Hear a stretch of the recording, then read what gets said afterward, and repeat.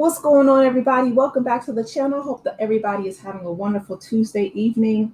Listen, the Democratic senators are stepping up and they are taking a trip to El Salvador to see what is going on, what has happened to the man from Maryland who was wrongfully deported to El Salvador.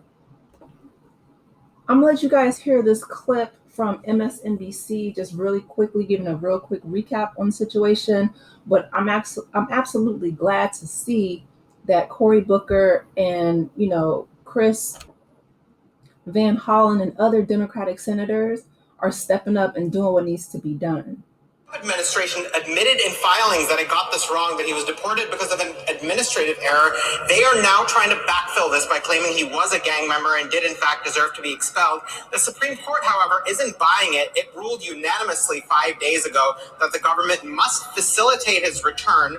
The president of El Salvador said he's not going to return Mr. Garcia. There's no sign that the Trump administration is trying to do that, and that's where Senator Van Hollen's effort comes in. Take a listen to what the senator said. I saw the comments of President Bukele, and I look forward to meeting with him. I've requested to meet with him. I reached out to the ambassador here to ask to meet while he's here. But I've also made clear if we can't meet here, I do intend to go to El Salvador to discuss the release of this individual who is illegally detained.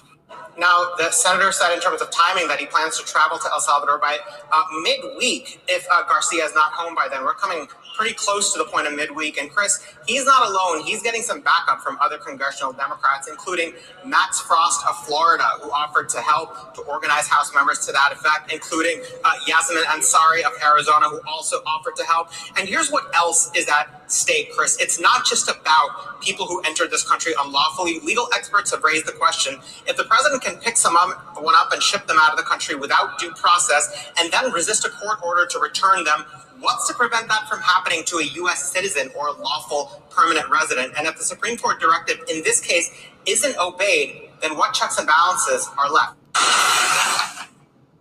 So this would set a legal precedent to where they could just ship out any undesirable or any person, even if they are a U.S. citizen, to one of the worst prisons in the entire world.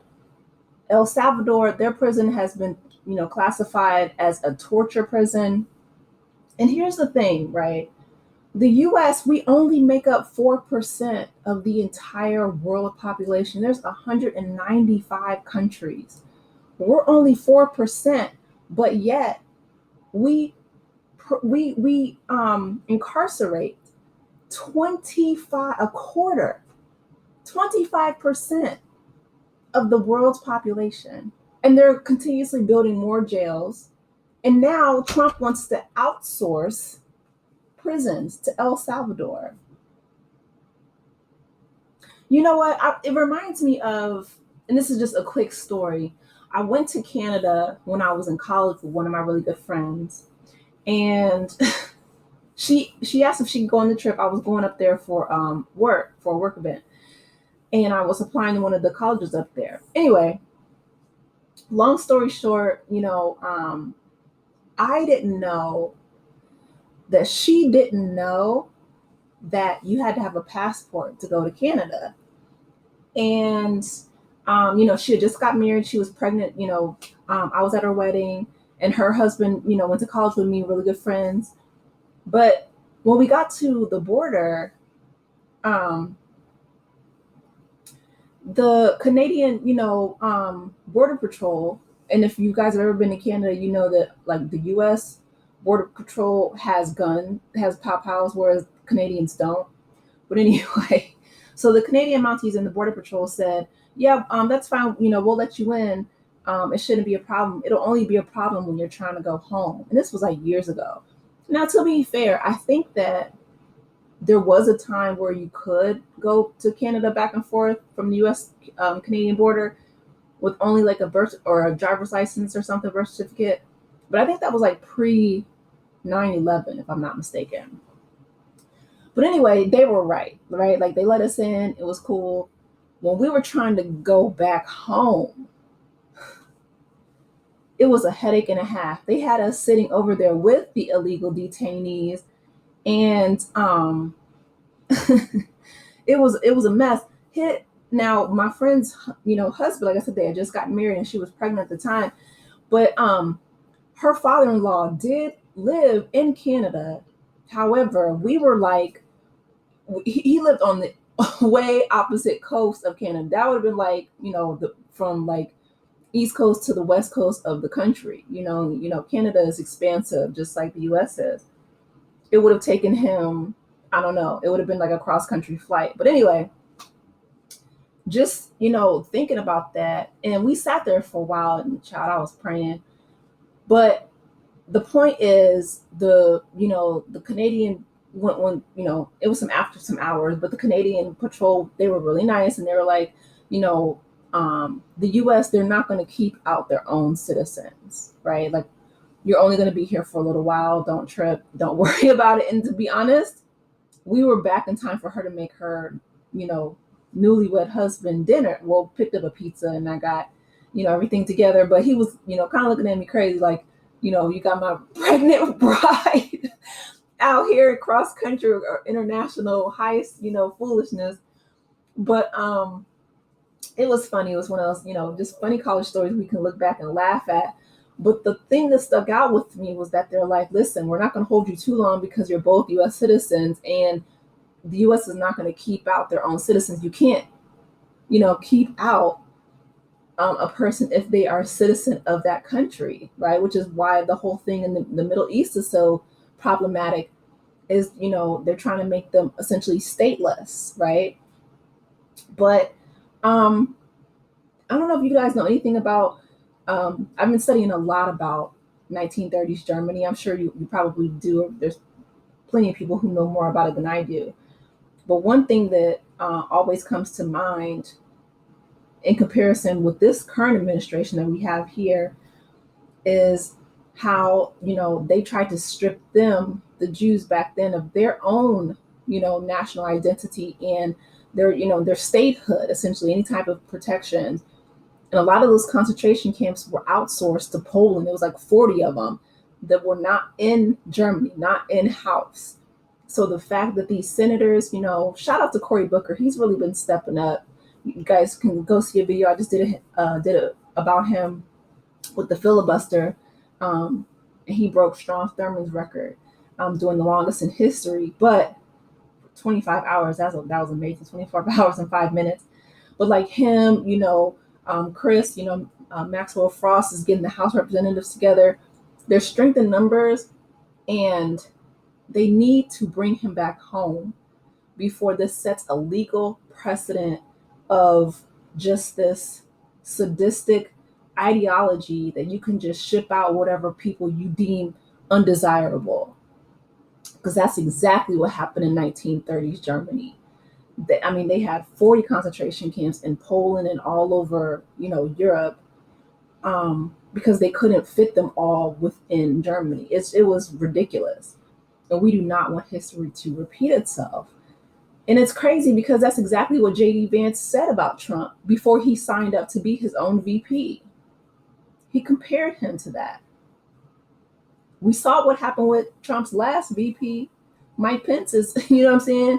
He didn't even want to get into that in that limo or that security detail on January 6th. I don't blame him. These people are unhinged. Let me let you guys listen to what this press secretary said, because she's full of lies. The Democrat and media outrage over the deportation of Abrego Garcia, an MS-13 El Salvadorian illegal alien criminal who is hiding in Maryland, has been nothing short of despicable. Based on the sensationalism of many of the people in this room, you would think we deported a candidate for Father of the Year. That's because, unfortunately, many in this country care more about this quote-unquote Maryland father, a legal alien MS-13 gang member, than a Maryland mother and an American citizen who was brutally murdered at the hands of a different illegal. Okay. She repeated the same untruth, falsehood about him being an MS-13 gang. He's not. He is a U.S. citizen.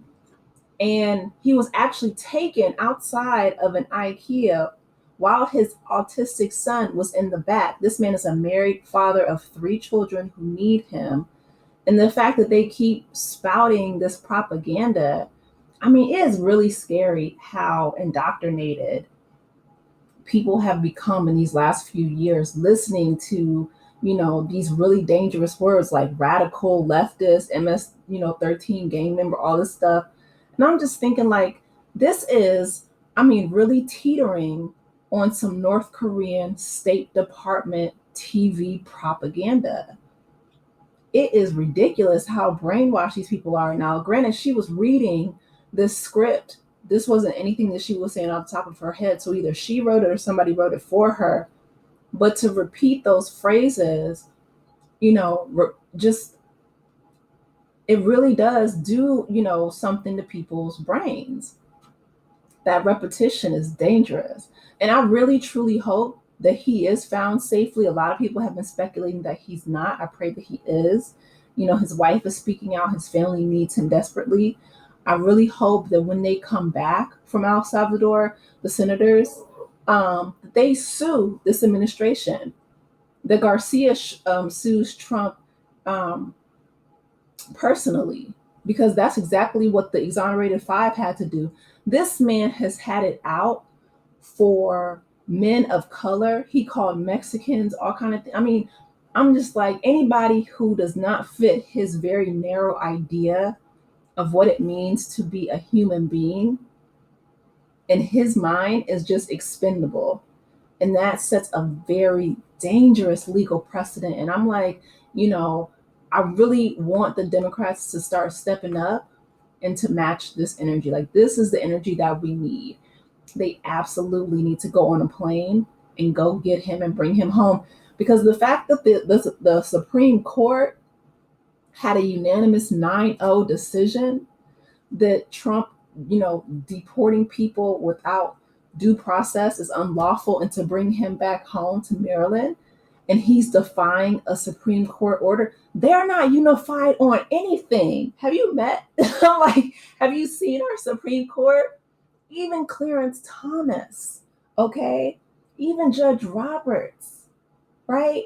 These people, Kavanaugh, the most right-wing conservative judges were like, this is illegal. It's unlawful. Y'all need to bring him back. He's a U.S. citizen. Usually they would just fall in line. With Trump, he has all 3 branches of government. And I'm like, this man really thinks that he is a king because there are no checks and balances. I'm so glad that the Supreme Court has stepped up. I'm so glad that, these people in Congress are stepping up, these senators, because he needs that check. They need to put him in check. He's already been twice impeached and nothing came of it because of Mitch McConnell and because, nobody in Congress stepped up and did what they needed to do to invoke the 25th Amendment and get him out of here. I'm like, I can't believe this. This man told y'all to inject bleach, and over half the country decided, you know what? We want him back in office. And he got the nerve to be on TikTok crying, talking about, well, I didn't believe him. I didn't think that Project 2025 was going to affect me and my farm. And you absolutely wanted everybody else to hurt, right? True definition of FAFO. Y'all go get Garcia, bring him home, sue this administration. I mean, this is ridiculous. Trump has only been in office for less than 90 days, and I promise y'all it feels like 10 years.